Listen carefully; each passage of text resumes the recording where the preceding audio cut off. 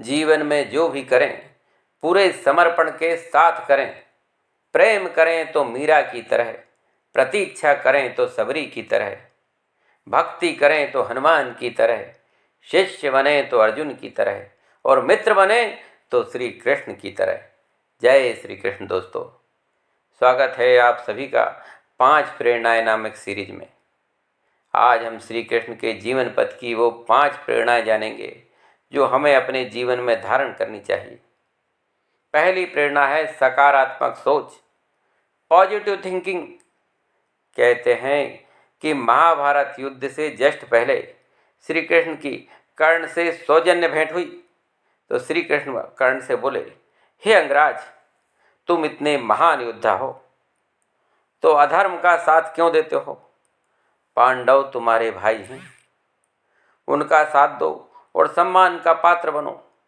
तो कर्ण कहते हैं, मेरे साथ तो सभी ने बहुत गलत किया। मेरी माँ ने जन्म देते ही मुझे छोड़ दिया। द्रोणाचार्य ने विद्या देने से मना कर दिया क्योंकि मैं क्षत्रिय नहीं था। द्रौपदी के स्वयंवर में मुझे शामिल नहीं होने दिया।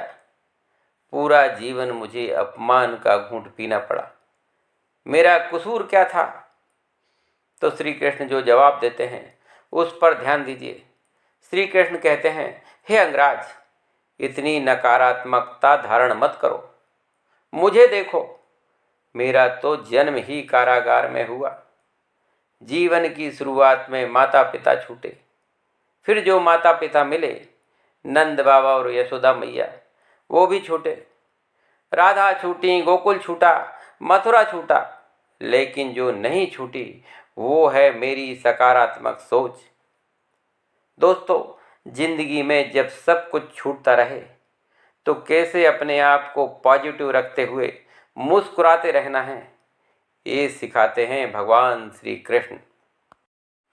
दूसरी जो प्रेरणा है वो है, तुम्हारा युद्ध तुम्हें ही लड़ना है। भगवान सिर्फ सहारा दे सकते हैं, आगे बढ़ने की शक्ति दे सकते हैं, आपको दिशा दे सकते हैं, लेकिन युद्ध तो आपको ही लड़ना है।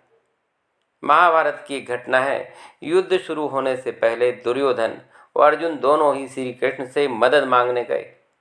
भगवान विश्राम मुद्रा में थे। दुर्योधन भगवान श्री कृष्ण के सिर के पास जाकर खड़ा हो गया। जब अर्जुन पहुँचे तो भगवान के चरणों की तरफ जाकर बैठ गए।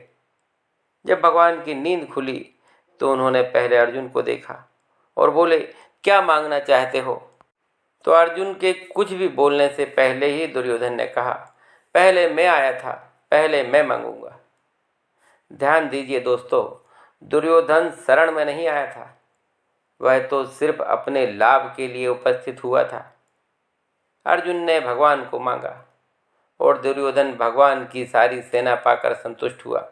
भगवान ने पहले ही कह दिया था कि मैं किसी की ओर से नहीं लड़ूंगा, तुम्हें अपना युद्ध स्वयं लड़ना होगा। तो ध्यान दीजिए, प्रेरणाएं उस परम पिता परमेश्वर की होंगी, आगे बढ़ने की शक्ति वही देंगे। हो सकता है कि आपको दिव्य दृष्टि भी मिल जाए, लेकिन तुम्हारा युद्ध तो तुम्हें ही लड़ना होगा। भगवान श्री कृष्ण अर्जुन के सारथी बन गए, और जब भगवान किसी भक्त के सारथी बन जाते हैं तो तब प्रकट होती है श्रीमद् भगवद गीता। दोस्तों ध्यान दीजिए, इसी चैनल पर भगवद गीता बड़े ही सरल शब्दों में उपलब्ध है, तो चैनल को सब्सक्राइब कर लीजिए और भगवद गीता का आनंद लीजिए। तीसरी जो प्रेरणा है वो है कर्म का महत्व। भगवान श्री कृष्ण से सीखने वाली जो बात है वो है कर्म, क्योंकि जो कर्म से विमुख हो गया उसका पतन निश्चित है। जब अर्जुन विषाद में आ गया, अपनों को ही युद्ध में सामने देखकर उसका गांडीव सरकने लगा, उसका शरीर तपने लगा, तब अर्जुन युद्ध करने से मना करता है, तरह तरह के तर्क देता है। ऐसे में भगवान श्री कृष्ण कहते हैं कि कर्मण्येवाधिकारस्ते मां फलेषु कदाचन मां कर्म फल हेतुर्भुर मां ते संगोस्तु कर्मणि।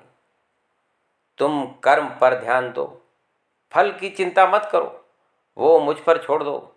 जो मिलना है मिल जाएगा, अपने जीवन को मोह में मत डालो, बल्कि मोह रहित होकर सारे कर्म करते हुए जीवन यात्रा का आनंद लो। यही है कर्म का महत्व। चौथी प्रेरणा है, कर्मों का फल सबको भोगना पड़ता है। इस जीवन में नहीं भोग पाओगे तो अगले जीवन में भोगना पड़ेगा। भगवान श्री कृष्ण ने अपने माता पिता को 14 वर्ष तक कारागार में क्यों रहने दिया, जबकि वो तो भगवान थे।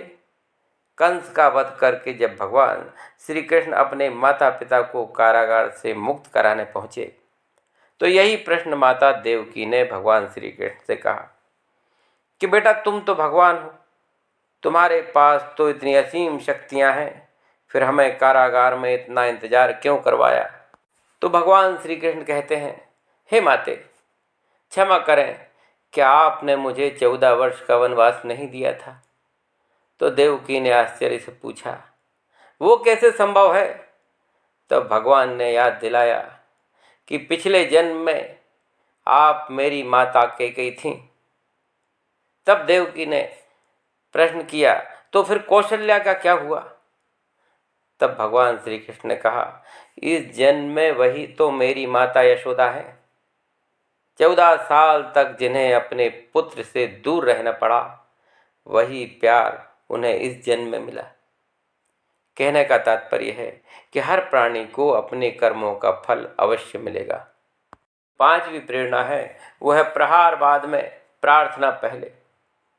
पहले वनवास और फिर अज्ञातवास पूरा कर लिया जब पांडवों ने, तो पांडवों की तरफ से भगवान दूत बनकर दरबार में पहुंचे। हालांकि भगवान श्री कृष्ण को पता था कि दुर्योधन मानने वाला नहीं, फिर भी भगवान ने शांति का प्रयास अवश्य किया और अंत में सिर्फ 5 गांव ही मांगे। लेकिन दुर्योधन तो दुर्योधन ही था, विफर गया और बोला कि 5 गांव तो क्या, सुई की नोक बराबर भी जमीन का टुकड़ा पांडवों को नहीं मिलेगा। हाँ, युद्ध अवश्य होगा। और भगवान श्री कृष्ण को बंदी बनाने का आदेश दे दिया। तब भगवान ने जो रूप दिखाया उसे देखकर सत्व पुरुषों ने भगवान को प्रणाम किया और दुर्योधन जैसे दुष्टों की आंखें चकाचौंध हो गईं। दुर्योधन बहुत कुछ बोल चुका था भगवान श्री कृष्ण के बारे में, बहुत अपमान कर चुका था। अब कृष्ण की बारी थी। कृष्ण कहते हैं, अभी तक तेरी हर गलती को ये सोचकर माफ करता आया कि तू अभी बच्चा है, अबोध है, नादान है और मूर्ख है, लेकिन आज तूने साबित कर दिया कि तू नादान नहीं बल्कि एक धृत, दुराचारी, दुष्ट और दंभी मनुष्य है, जो सत्ता के मद में ये भी भूल गया कि तुझे मनुष्य बनाया किसने। तूने मुझे नहीं जाना, तूने मुझे नहीं पहचाना।